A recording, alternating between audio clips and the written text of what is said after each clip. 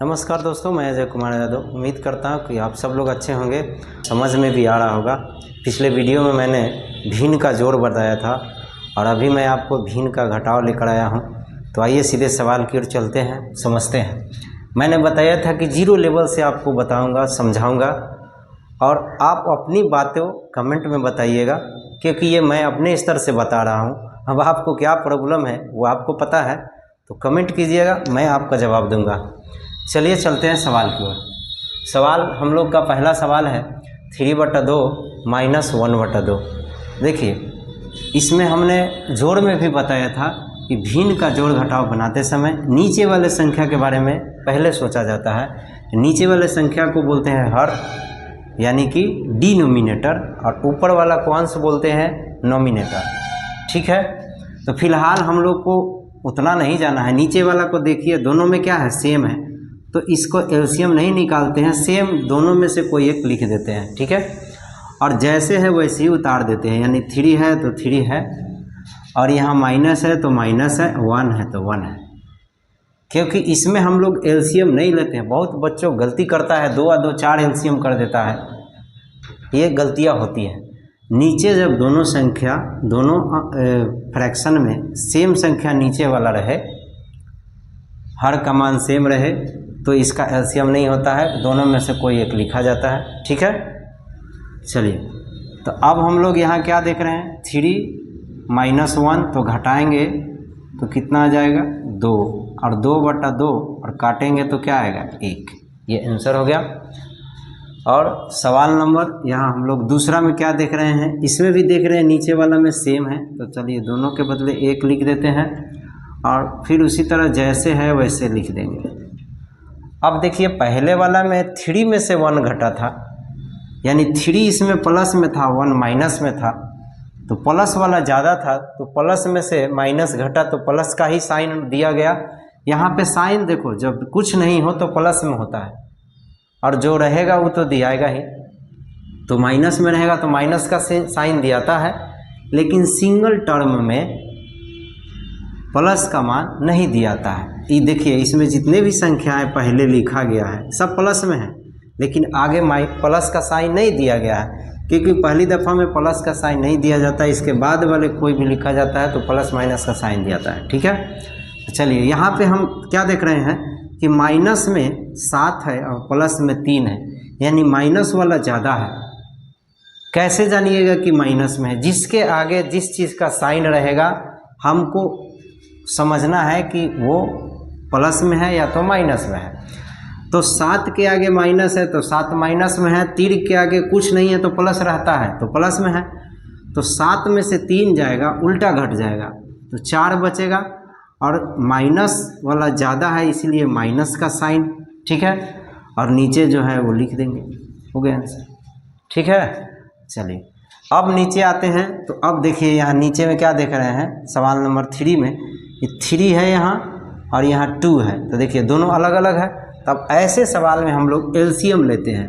तो अभी इससे पहले वाले वीडियो में मैंने बताया था कि कुछ ऐसे एलसीएम जो है इसको याद रहता है, बनाते बनाते याद हो जाता है।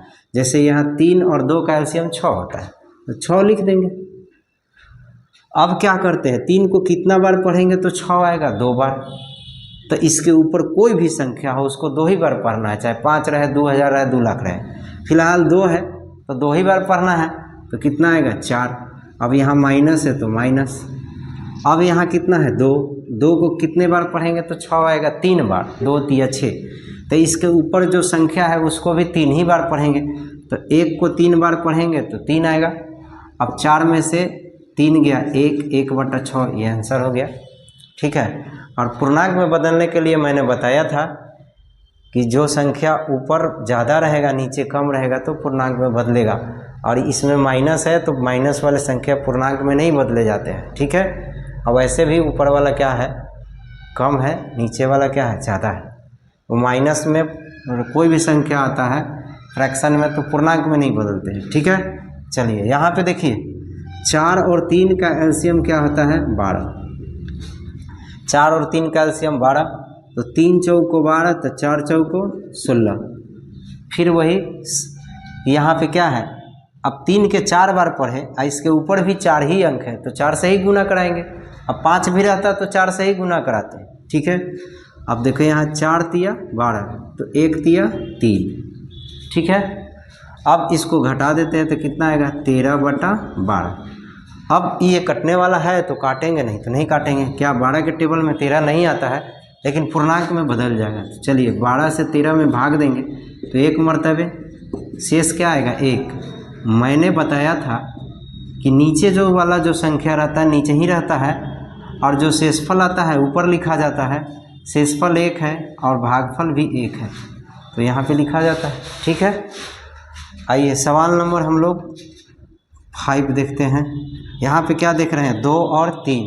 तो 2 और 3 का तो अभी मैंने बताया 6 होता है एलसीएम। किसी का एलसीएम नहीं समझ में आता तो निकाल लीजिएगा, ठीक है। चलिए 2 तिया 6 तो 4 तिया 12। 2 के हम लोग 3 बार पढ़ेंगे तो 6 आएगा। 4 को भी 3 बार पढ़ेंगे और 3 दूना 6 तो 1 दूना 2। अब इसको घटाते हैं तो 10/6 आया। 10/6 आया। 6 के टेबल में 10 नहीं आता है, बट इसको हम लोग 2 मरतबे में काट सकते हैं। 5 दूना 10, 3 दूना 6, ठीक है। तो यहाँ आ गया 5/3। अब इसको हम लोग पूर्णांक में बदल सकते हैं तो 3 से भाग दे देंगे 5 में।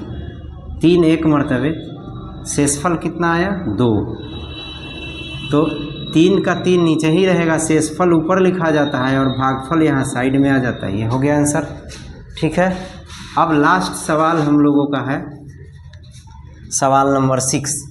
इसमें क्या देख रहे हैं आप, सोच रहे हैं पहले माइनस लग गया। ये सवाल वही है, बस इसको घुमा के लिखना है। ये 4 1/4 देखिए प्लस में है, पहले लिख दिए, और ये माइनस में है तो इसको बाद में लिख देंगे तो फिर तो वैसे ही आ जाएगा। या आप ऐसे भी डायरेक्ट बना सकते थे, लेकिन आपको समझने के लिए मैंने सुधार दिया, ठीक है। 1/4 को देखिए पहले लिख दिया और यहाँ प्लस का साइन था, लेकिन पहले लिखा गया तो नहीं दिया था है साइन, ठीक है। और ये माइनस में था तो माइनस में है। अब इसका एलसीएम लेंगे तो 2 और 4 का एलसीएम 4 होता है। नहीं समझ में आए निकाल लीजिएगा, ठीक है। 4 को 1 बार पढ़ेंगे तो 4 आ जाएगा। तो इसके ऊपर कोई भी संख्या है उसको 1 ही बार पढ़ेंगे।